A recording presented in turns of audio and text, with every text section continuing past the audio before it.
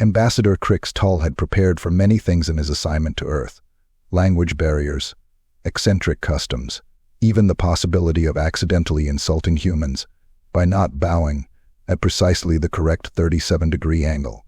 What he hadn't prepared for was permits or zoning laws, or he glanced at the bill currently in his hand and frowned renovation fees. Why, in the name of the Galactic Union, was he paying to put a new roof on a building he didn't even own yet?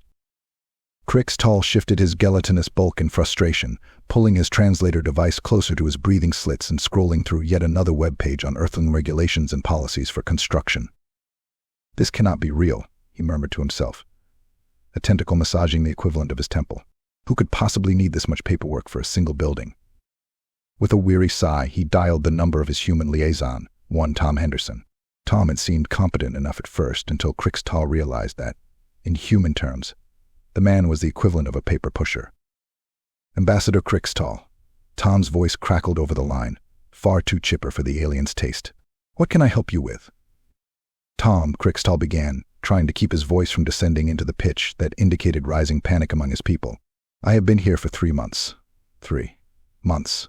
And yet I have no embassy. I have forms, yes. Stacks and stacks of forms that could carpet the moon of Faltor, but not an actual building.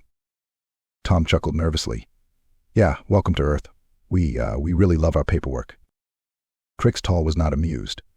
Perhaps you could enlighten me on why my latest request has been denied. It says here, and I quote, failure to comply with the required parking spaces for a government establishment. What are parking spaces, and why do I need them? Oh, those are for the cars. Cars. Krix'tal was familiar with the concept of cars. Primitive transport devices reliant on an explosion of fossilized organisms. But what did they have to do with diplomacy? Yeah, we're kind of big on cars here, Ambassador, Tom said, sounding sheepish. If your embassy doesn't have a parking lot, where are people supposed to park when they come to do embassy things? Krix'tal frowned. Humans are that attached to their transportation. Why not just teleport like normal beings? Tom laughed a bit too hard, in Krix'tal's opinion. Teleportation, right? Not something we're really into yet, you know. So how about adding that parking lot? And so, Krix'tal went back to the humans, ready to strike a deal for space so Earthlings could bring their motorized chariots to his embassy. The lot next door, however, belonged to a man named Gus. Howdy. Gus greeted Krix'tal on his first visit, giving him a slap on what would be a shoulder in most life forms. Welcome to Earth, my alien amigo. So you want to buy my lot? Yes, as part of our diplomatic endeavor, Krix'tal replied, trying not to let his translator pick up the undertone of desperation. I am prepared to pay a reasonable amount of currency in exchange. Gus, however, crossed his arms. You aliens got that fancy tech, don't ya? I hear your kind can clean up whole asteroids with a wave of a laser. Can you clean out my cousin's basement while you're at it? Krix'tal hesitated. In the history of the Galactic Union, this might have been the first time a diplomat was asked to perform basement cleanup as part of a negotiation. I suppose that could be arranged? Done deal, Gus said with a hearty laugh, slapping Krix'tal's arm with enough force to nearly knock him over. After acquiring the lot, Krix'tal thought his troubles were finally over. However, as he inspected the area, another obstacle presented itself. A group of humans in yellow helmets approached him, the leader carrying a stack of papers under his arm. You're going to need a permit for this building, Paul, the man said with a grin. And since it's foreign soil, you're looking at a cross-departmental approval from Immigration, City Planning, and the Alien Affairs Bureau. Cross-departmental approval, Krix'tal echoed, his color shifting to a shade of deep chartreuse and agitation. The man shrugged. Welcome to Earth, where you need a stamp to sneeze in someone's direction. I can get ya started, though. He rifled through his papers, producing a sheet with Alien Embassy scrawled in bold at the top. Form a 12B, Declaration of Intent to Build, the man recited as Krix'tal looked on in horror. And then there's Form C-D for Environmental Impact. Environmental impact? Krix'tal stammered, trying to comprehend. I come from a civilization that eradicated pollution 20 star cycles ago. Yep, but here in the city we got squirrels. Gotta make sure they won't be, disturbed by any alien activities, the man said with a perfectly straight face. Krix'tal let out a noise that sounded suspiciously like a groan. Squirrels.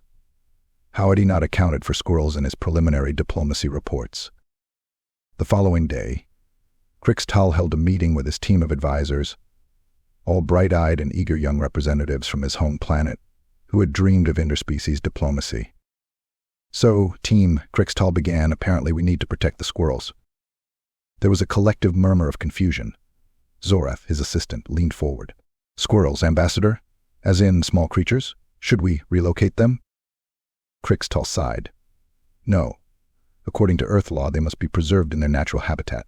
We must build around them." He projected a picture of a squirrel onto the wall, and a horrified silence filled the room. Finally, one of his engineers raised a hand.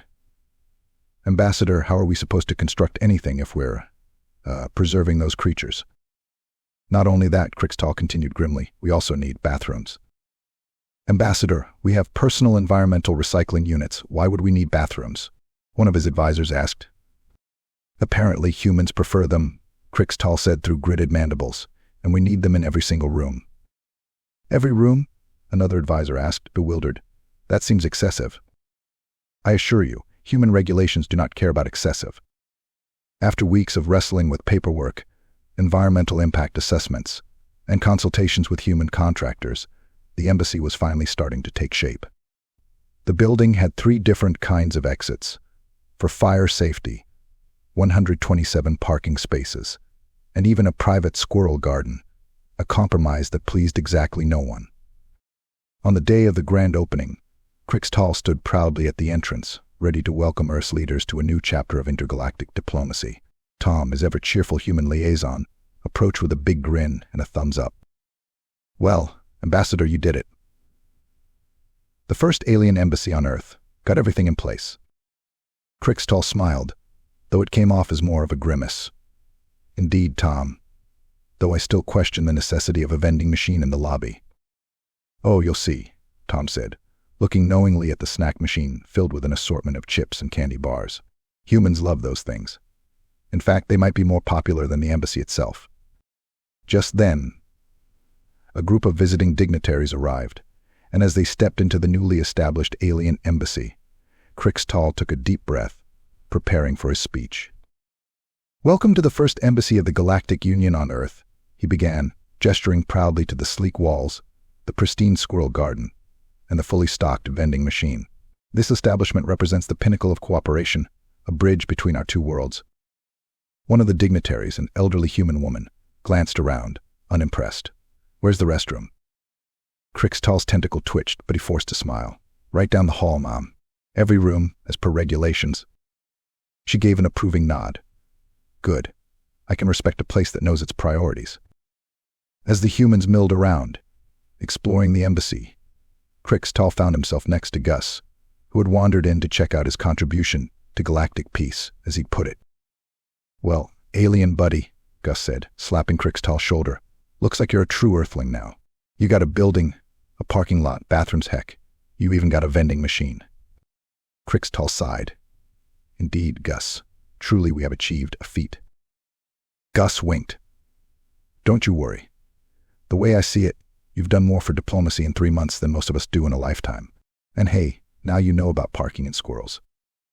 Krix'tal looked over the strange, bustling humans with their peculiar requirements, their obsession with parking, and their affinity for squirrels and vending machines.